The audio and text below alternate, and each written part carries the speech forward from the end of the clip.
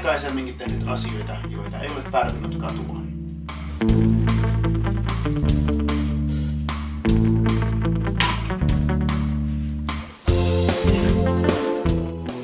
Pelisilmä, rauhallisuus ja luovat ratkaisut. 10 kiloa pois, sitä tehden nopeutta ja kehonhallintaa.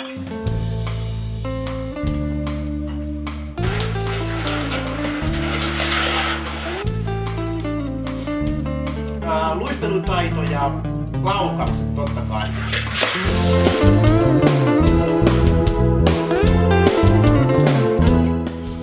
Kyllä se on möllikeinon ja velipötäketolla ja näistä nykyisistä Saku Koivu, Teemu Selä.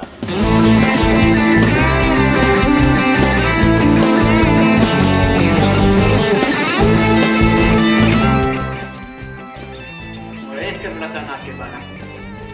Ehkä muutaman vuoden kuluttua.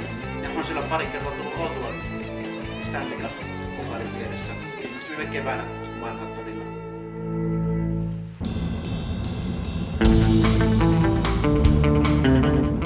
Pari kertaa nivuusvamma, olkapään vamma, semmoista.